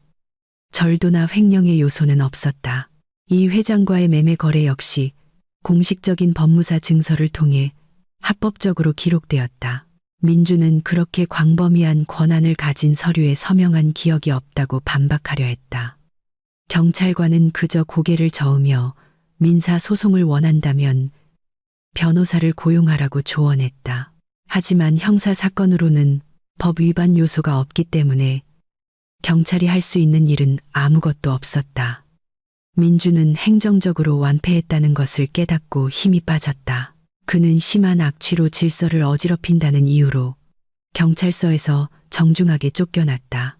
민준과 유라가 경찰서 바깥 대기실에서 멍하니 앉아 있을 때 구석에 걸린 브라운관 TV에서 아침 연예 정보 프로그램을 방영하고 있었다. 유라는 화면에 자신의 얼굴이 나타나자 눈이 휘둥그레졌다. 그녀가 꿈꾸던 연예인이 아니라 사회적 수배자로서였다. 뉴스는 어젯밤 소셜미디어에서 입소문을 탄 한 영상을 다루고 있었다. 그 영상은 지혜가 집을 떠나기 전에 만든 집 투어 영상이었다. 영상 속에서 지혜는 차분하게 텅 빈 집을 보여주었다. 그러다 카메라는 민준과 유라의 사진과 기생충이라는 글이 담긴 거대한 현수막을 비추었다. 지혜는 영상에서 많은 말을 하지 않았다. 그녀는 단지 기생충 남편을 다른 여자와 함께 떠나보내는 아내의 초연함에 대해 네티즌들의 마음을 울리는 짧은 글을 썼을 뿐이다. 영상은 폭발적인 반응을 얻었다. 수백만 명이 이미 시청했다. 전투력이 강하기로 유명한 한국 네티즌들은 즉시 빠르게 움직였다. 유라와 민준의 신상이 완전히 파헤쳐졌다. 민준이 잠그는 것을 잊은 소셜미디어 계정은 문매를 맞았다. 댓글창은 수만 개의 비난으로 가득 찼다. 그들은 지혜의 진실된 얼굴과 그들이 성형미인이라고 부르는 유라의 얼굴을 비교했다.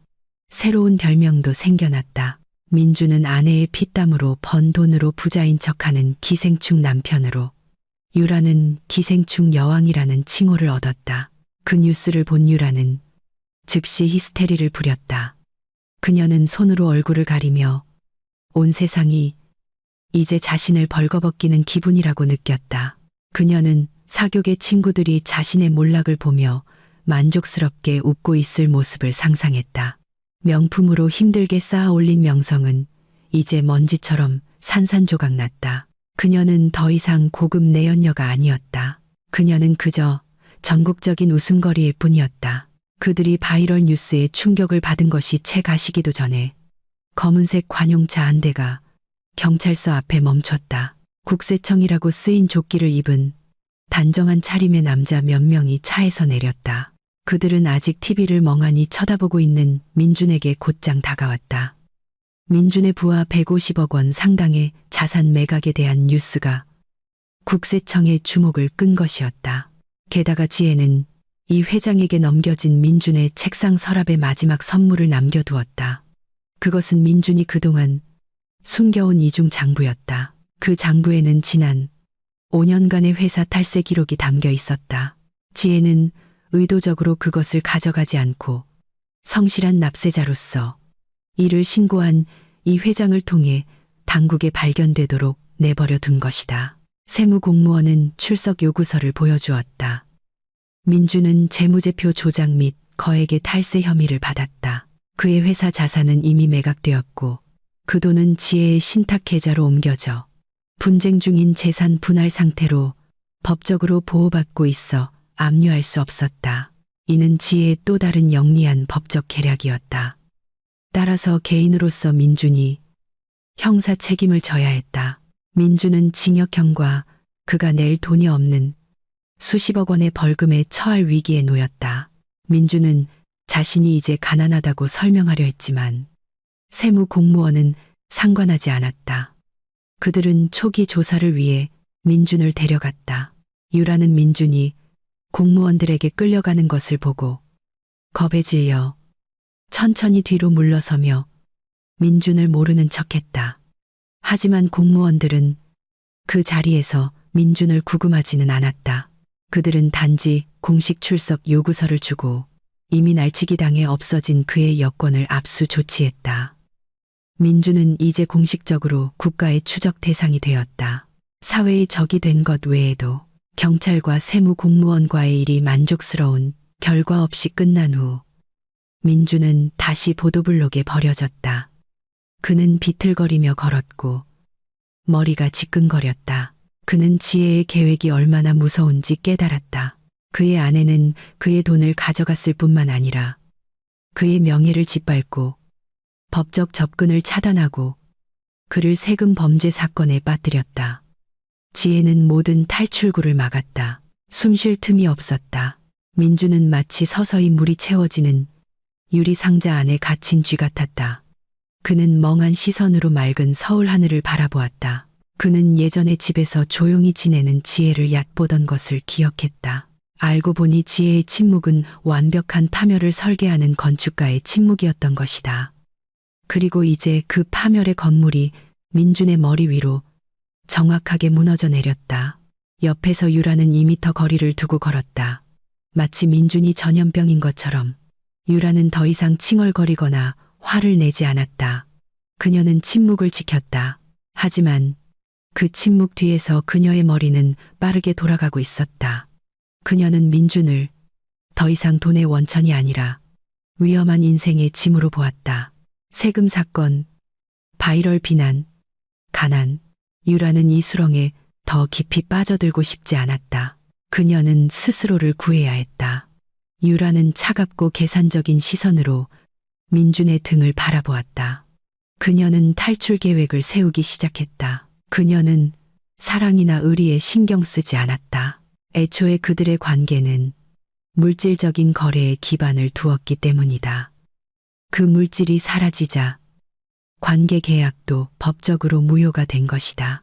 날이 다시 밤으로 바뀌고 민준과 유라는 다시 수도의 거리 주민이 되었다.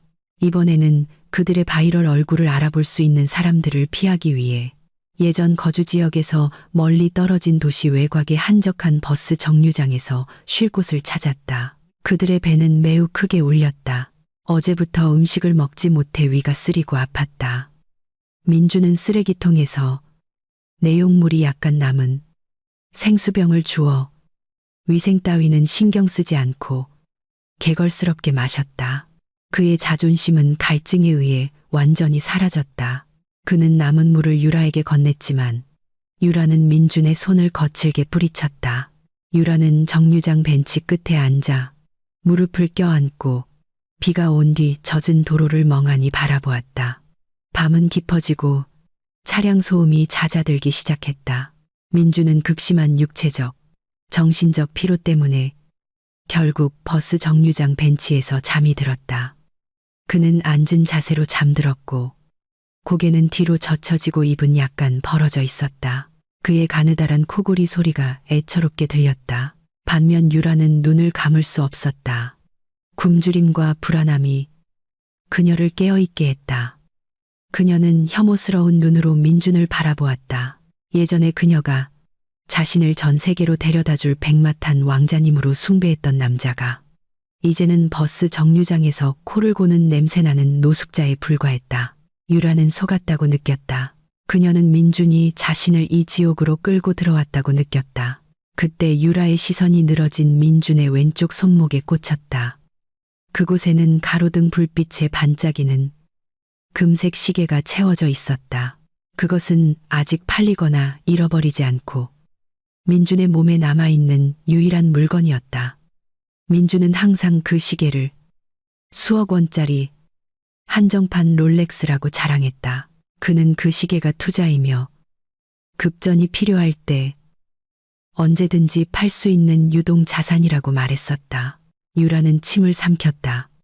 교활한 생각이 머릿속에 떠올랐다. 만약 그 시계가 수억 원이라면 그녀는 그것을 팔아 아주 많은 돈을 얻을 수 있었다. 고향으로 돌아가는 비행기 표를 사거나 심지어 새로운 삶을 시작하고 다른 부자 남자를 찾기 위해 고급 아파트를 빌리기에도 충분한 돈이었다. 유라는 좌우를 살폈다. 거리는 조용했다. 가끔 한두 대의 오토바이가 고속으로 지나갈 뿐이었다. 그녀의 심장이 거세게 뛰었다.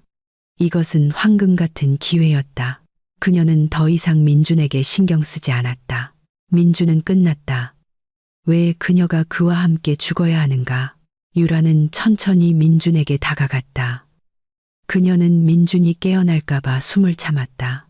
그녀의 떨리는 손이 천천히 시계 잠금 장치에 닿았다. 금속의 차가움이 손가락 끝에 느껴졌다. 민준이 잠결에 약간 움직이자 유라는 재빨리 손을 뺐다. 심장이 뱉는 것 같았다. 그녀는 몇 초간 기다렸다. 민준은 다시 코를 골았다. 유라는 다시 시도했다.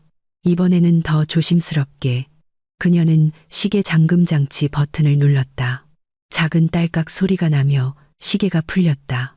유라는 재빠르게 시계를 집어 꽉 쥐었다.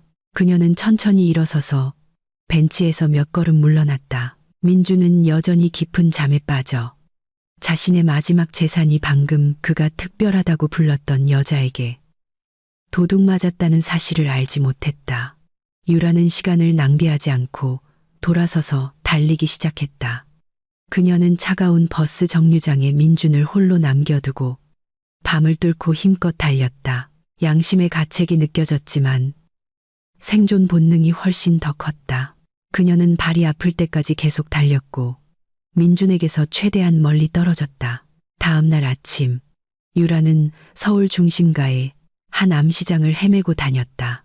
그녀는 보증서 없는 명품 시계를 파는 곳을 주변 사람들에게 물어보았다.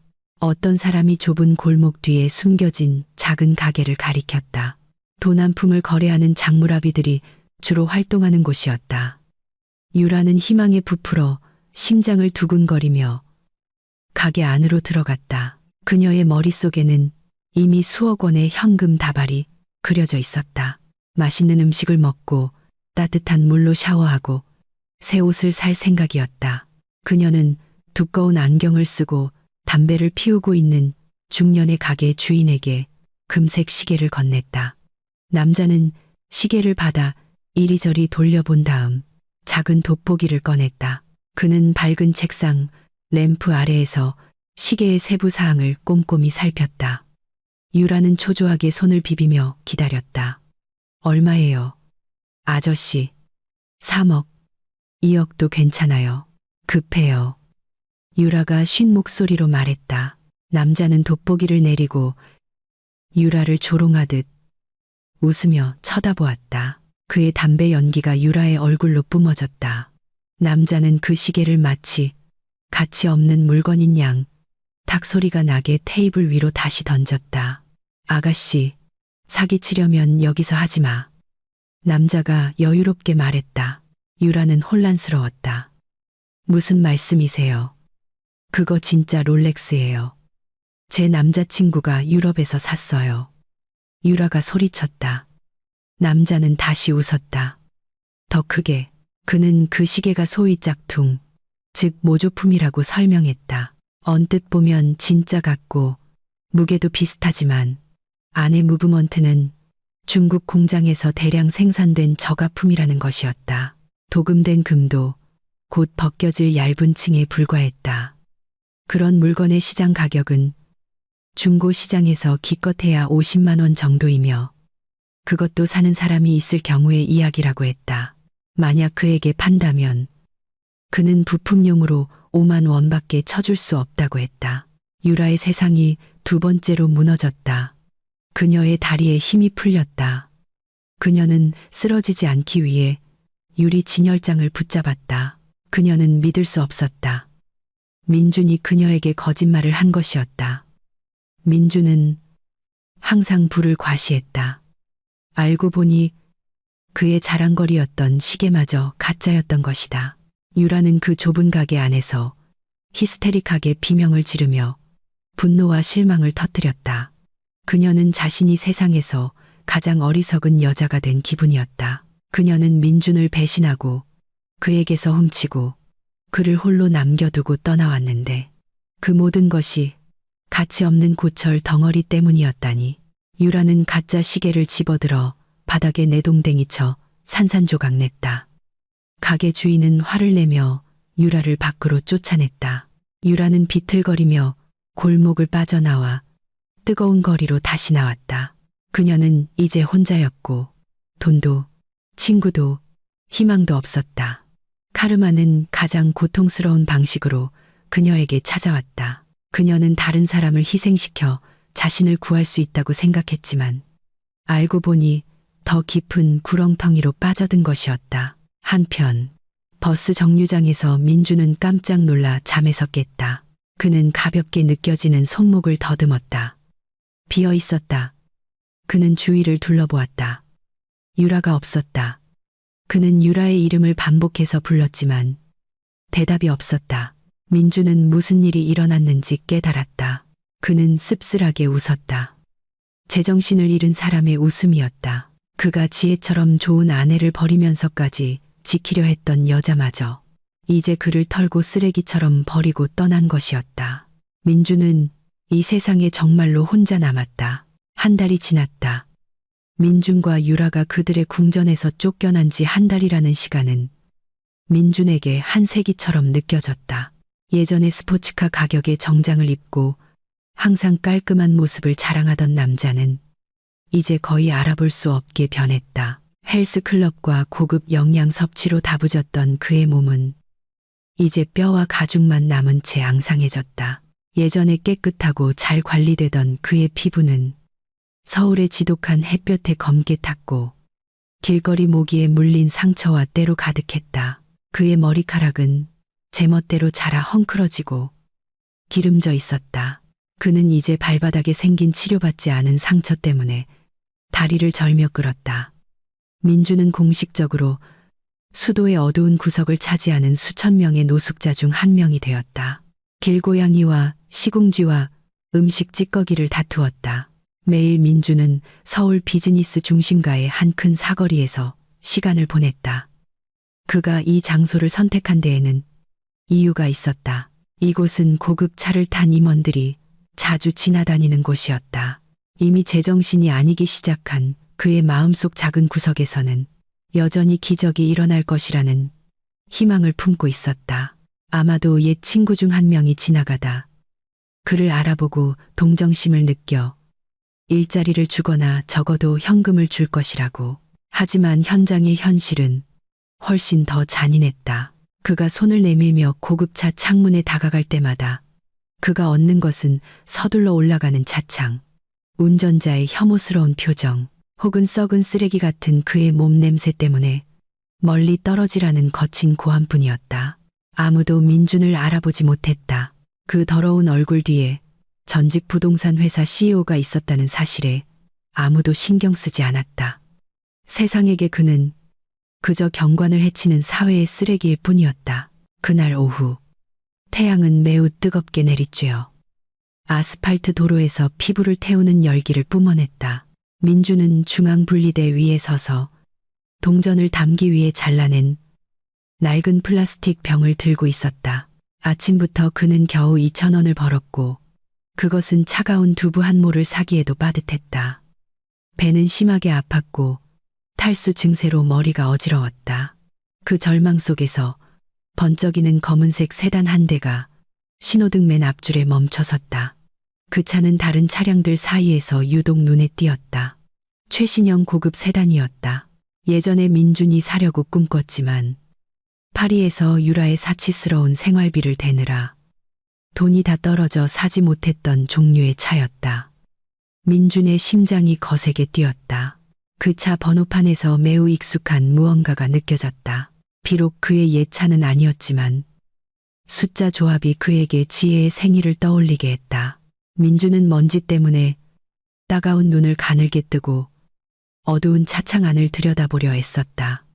차 뒷좌석 창문이 천천히 조금 내려왔다. 아마도 안에 승객이 휴지를 버리거나 그냥 바람을 쐬고 싶었을 것이다. 열린 창문 틈으로 민주는 우아하게 앉아있는 한 여성의 모습을 보았다. 그 여성은 부드러운 파스텔 톤의 스카프를 두르고 있었다. 그녀의 얼굴은 두꺼운 화장 없이도 깨끗하게 빛났지만 비범한 평온함과 품격을 발산했다. 그녀는 손가락에 디지털 묵주를 쥔 채 두꺼운 책을 읽고 있었다. 민준의 피가 거세게 요동쳤다. 저 사람은 지혜, 그의 아내, 아니, 그가 내버렸던 여자였다. 지혜는 그와 함께 있을 때보다 훨씬 더 아름답고 행복해 보였다. 예전에 지혜의 얼굴은 민준의 행동을 걱정하느라 자주 피곤하고 우울해 보였다. 하지만 지금 그 얼굴은 보름달처럼 빛나고 있었다. 민준은 더 이상 자신을 주체할 수 없었다. 수치심과 자존심은 오래전에 죽었다. 그는 오토바이들 사이를 뚫고 절뚝거리며 그 차로 달려갔다. 그는 차 뒷문 옆에 도착했다. 그는 더러운 얼굴을 창문에 대고 길고 검은 손톱으로 창문을 두드렸다. 그의 목소리는 아내의 이름을 부를 때 애처롭게 갈라졌다. 그는 지혜를 여보를 외쳤다. 예전에 존경심을 담아 불렀지만 배신했던 그 호칭을 그는 지혜가 자신을 봐달라고 애원했다. 그는 횡설수설하며 모든 잘못을 사과했다. 그는 변하겠다고 약속했다. 그는 좋은 남편이 되겠다고 약속했다. 그는 심지어 먹을 것과 잘 곳만 준다면 지혜의 집에서 하인이 되어도 좋다고 했다. 차 안의 승객이 천천히 고개를 돌렸다. 지혜는 창문에 붙은 민준의 얼굴을 바라보았다. 과장된 놀라움도 분노도 그리고 민준에게 가장 고통스러운 것은 그 눈에 단 한 점의 사랑이나 그리움도 없다는 것이었다. 지혜의 시선은 길에서 우연히 마주친 낯선 사람을 보는 것처럼 무덤덤했다. 지혜는 창문을 더 열지 않았다. 그녀는 단지 개인 기사에게 작은 손짓을 했을 뿐이다. 충직하고 건장한 기사는 앞 창문을 약간 내리고 두꺼운 갈색 봉투를 민준에게 내밀었다. 민준은 떨리는 손으로 그 봉투를 낚아챘다. 그의 눈이 광적으로 빛났다. 그는 그 봉투에 많은 현금이나 수표, 혹은 적어도 지혜가 그를 용서하고 집으로 돌아오라고 말하는 편지가 들어있을 것이라고 생각했다. 민준은 눈물을 흘리며 감사하다고 말하며 그 봉투에 여러 번 입을 맞추었다. 그는 자신의 기도가 응답받았다고 느꼈다. 그는 지혜가 여전히 자신을 사랑하고 이것이 그의 재기의 시작이라고 느꼈다. 신호등이 녹색으로 바뀌었다. 고급 세단은 천천히 움직여 봉투를 끌어안은 채 길 한가운데 서 있는 민준을 남겨두고 떠났다. 차바퀴가 도로에 움푹 파인 곳에 고인 어젯밤 비의 잔재를 밟았다. 기름과 섞인 갈색의 더러운 물이 민준의 얼굴과 옷에 정확히 튀었다. 하지만 민준은 신경 쓰지 않았다. 그는 미친 사람처럼 히스테릭하게 웃으며 자신이 방금 복권에 당첨된 기분이었다. 그는 보도로 가서 그늘진 나무 아래 앉아 초조하게 봉투에 봉인을 뜯었다. 그의 인생을 구해줄 붉은 지폐 뭉치를 기대하며 심장이 거세게 뛰었다. 하지만 봉투가 열렸을 때 그 안에는 단 한 푼의 돈도 없었다. 민주는 당황해서 봉투를 뒤집고 흔들었지만 여전히 돈은 없었다. 나온 것은 가정법원의 공식 레터헤드가 찍힌 깔끔하게 접힌 서류 뭉치뿐이었다. 민주는 떨리는 손으로 그 종이를 집어들었다. 그의 눈은 맨 위에 굵은 글씨로 쓰인 문서의 제목을 읽었다. 이혼 소송장. 그 아래에는 원고로서 지혜의 이름과 피고로서 민준의 이름이 적혀 있었다. 그 서류에는 또한 첫 재판 소환장이 첨부되어 있었는데 민준이 정해진 주소가 없어 서류를 받지 못했기 때문에 이미 날짜가 지나 있었다. 따라서 판결은 피고의 부재하에 내려졌다. 마지막 페이지에는 그들이 국가 및 종교법에 따라 공식적으로 이혼했음을 선언하는 판사의 판결이 쓰여 있었다. 재산 분할에 대한 권리는 제출된 유기 및 간통의 증거에 따라 전적으로 지혜에게 귀속되었다. 민주는 숨막히는 심정으로 문장 하나하나를 읽었다. 종이 위의 글자들이 마치 그를 조롱하며 춤추는 것 같았다. 이 봉투는 도움이 아니었고 돈도 아니었고 사랑도 아니었다. 이것은 그의 남은 삶의 희망을 산산조각 내는 마지막 망치였다. 지혜는 돈이 민준을 바꾸지 못할 것을 알았기에 돈을 주지 않았다. 지혜는 민준이 예전에 인스타그램 상태에서 외쳤던 자유를 그에게 주었다. 이제 민준은 정말로 자유로웠다. 결혼으로부터 자유롭고 재산으로부터 자유롭고 의무로부터 자유롭고 혼자 굶어 죽을 자유까지. 민주는 길가에서 큰 소리로 울부짖었다. 그의 울음소리는 애처롭게 들렸다. 하지만 아무도 신경 쓰지 않았다.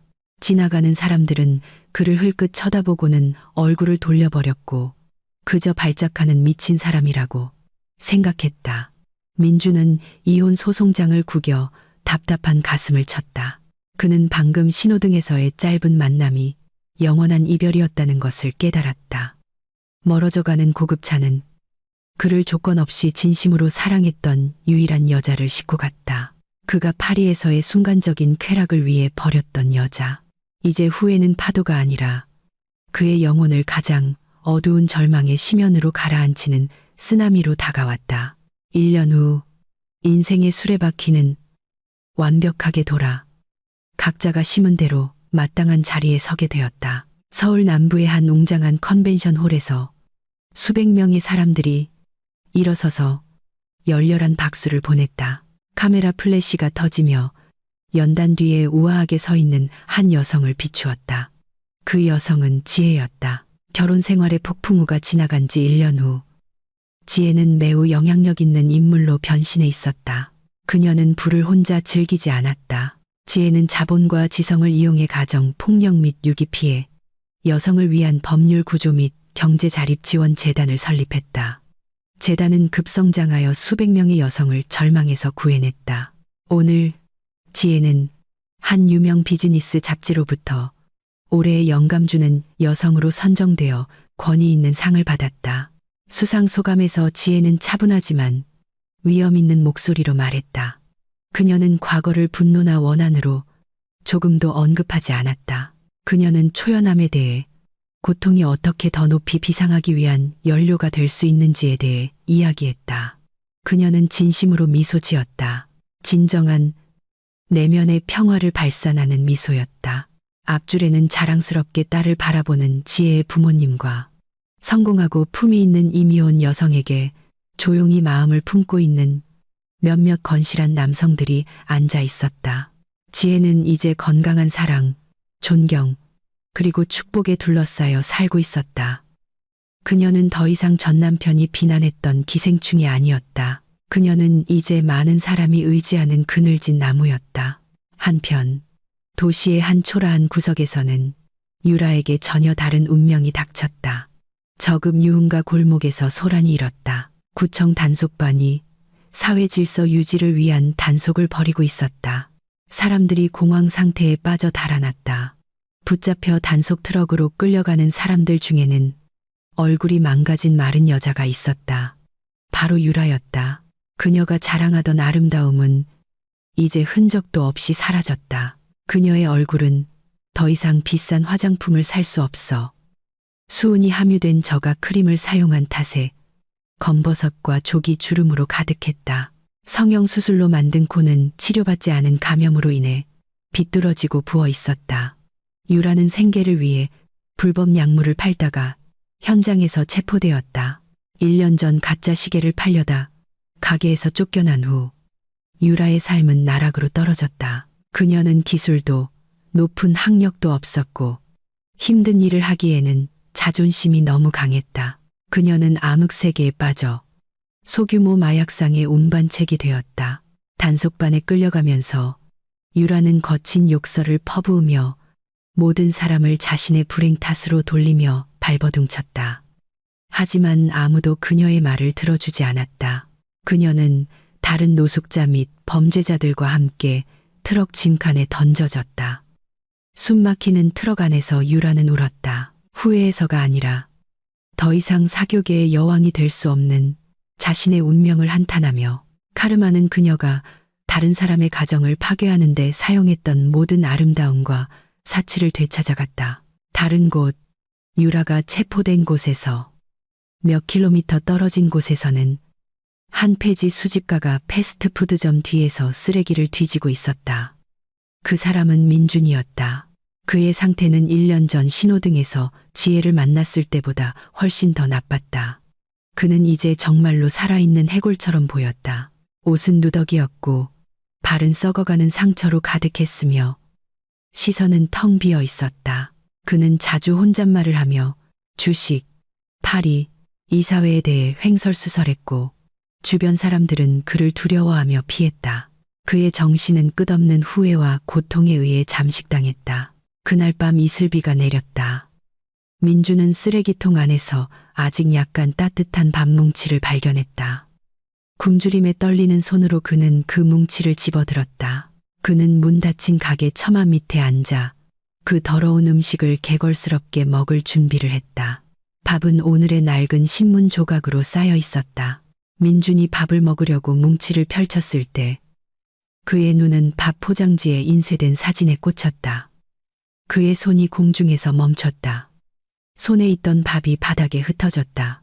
기름과 소스 얼룩으로 더러워진 신문지에는 수상 트로피를 들고 미소 짓는 지혜의 큰 얼굴 사진이 실려 있었다. 그 위에 헤드라인은 김지혜, 배신의 희생자에서 한국 여성들의 영웅으로라고 큼지막하게 쓰여 있었다. 사진 아래에는 지혜의 인터뷰 인용문이 있었다. 고통스러웠던 과거에 감사합니다. 그 과거가 저에게 누구에게도 의지하지 않고 스스로의 힘으로 설 수 있다는 것을 깨닫게 해주었으니까요. 민주는 그 사진을 뚫어지게 쳐다보았다. 신문 속 여자의 얼굴은 너무나 아름답고 너무나 성스러웠으며 그의 손이 닿을 수 없는 곳에 있었다. 그의 기억은 파리에서의 순간으로 되돌아갔다. 그가 유라를 위해 특별한 여자라고 인스타그램에 쓰고 지혜를 기생충이라고 불렀던 때 그 말들이 이제 온 힘을 다해 그를 공격하며 되돌아왔다. 기생충은 바로 자신이었다. 그는 10년 동안 지혜의 진심에 기생하며 살았다. 그리고 그가 숙주를 놓아버렸을 때 그는 죽었다. 그는 모든 것을 잃었다. 재산, 지위, 여자, 자존심, 그리고 제정신까지. 민주는 더럽고 거친 자신의 얼굴을 만졌다. 신문 속 지혜의 고귀한 얼굴과 비교하며 민준의 눈물이 떨어져 신문지 위 지혜의 사진을 적셨다. 그는 진흙투성이 손으로 그것을 닦으려 했지만 오히려 사진을 더 더럽힐 뿐이었다. 민주는 밤빛 속에서 밥 포장지였던 낡은 신문 조각을 마치 가장 소중한 보물인 양 껴안고 흐느껴 울었다. 그는 지혜의 이름, 어머니의 이름, 그리고 오랫동안 잊고 지냈던 신의 이름을 부르며 울부짖었다. 하지만 그 밤은 조용했고 빗소리만이 대답할 뿐이었다.